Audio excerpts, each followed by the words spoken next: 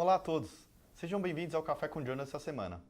Começamos com um estudo interessante publicado no JACC essa semana, que avaliou a utilidade do Syntax Score em predizer eventos cardiovasculares em pacientes com diabetes e doença coronária multiarterial, submetidos à cirurgia de revascularização ou intervenção percutânea.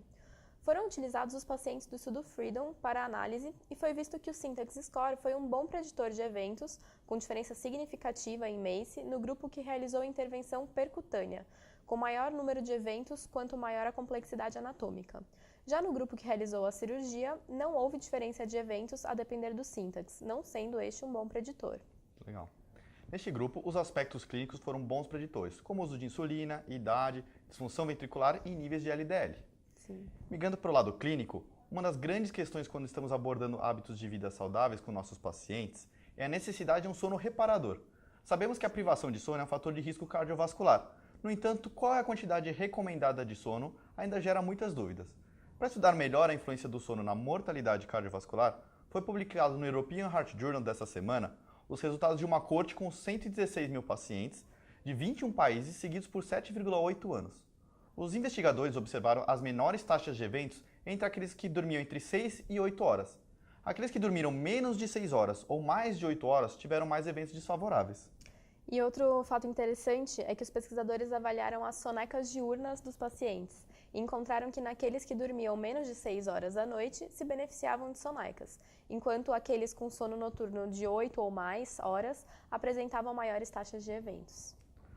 Mudando de assunto, por muitos anos não houve dúvidas quanto à indicação preferencial de revascularização cirúrgica para lesões de tronco de coronária esquerda. Porém, em 2016, dois grandes estudos sobre o tema, o Noble e o Excel, levantaram discussões sobre a possibilidade de considerar a angioplastia como estratégia de escolha, considerando especialmente os resultados de não inferioridade da angioplastia comparada à cirurgia no Excel, em pacientes com Syntax baixo ou intermediário. Porém, os desfechos foram avaliados depois de 3 anos, faltando o estudo a longo prazo. No JACC, essa semana, foi publicada uma avaliação de 10 anos do Main Compare, estudo observacional, que comparou desfechos em ambas as estratégias em pacientes com lesão de tronco. Não foi encontrada diferença entre morte e desfechos cardiovasculares compostos após 10 anos, apesar de maior necessidade de revascularização no vaso-alvo do grupo da angioplastia. Quando analisado o grupo que realizou a angioplastia com stents farmacológicos, houve maior risco de morte e eventos cardiovasculares após 5 anos, comparado à cirurgia. Um fator que pode ter contribuído para esse resultado foi que o perfil dos pacientes que fizeram angioplastia com stent farmacológico era mais grave que os que utilizaram stents convencionais, e não pelas características dos stents em si. Isso. Outro estudo rotineiro no dia a dia do cardiologista é o uso de antiagregantes plaquetários no cenário do tratamento da doença coronária estável ou instável.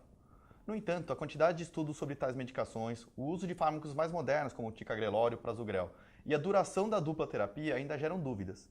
Para piorar a situação, as diretrizes americanas e europeias nem sempre são uníssonas. Para colocar de forma mais organizada as principais evidências que temos atualmente, foi publicado no JACC uma comparação entre as diretrizes americanas e as europeias quanto ao uso dos antiagregantes nos diversos cenários da cardiologia. Por exemplo, a diretriz europeia é mais enfática com a preferência por ticagrelor ou prasugrel, ao invés do clopidogrel, com recomendação classe 1 versus classe 2A pela diretriz americana. Por fim, os autores ainda levantam estudos que estão em andamento ou já foram publicados e não foram incluídos nas diretrizes atuais, levantando a bola para possíveis novas recomendações. Vale a pena a leitura. Até a próxima. Até a próxima.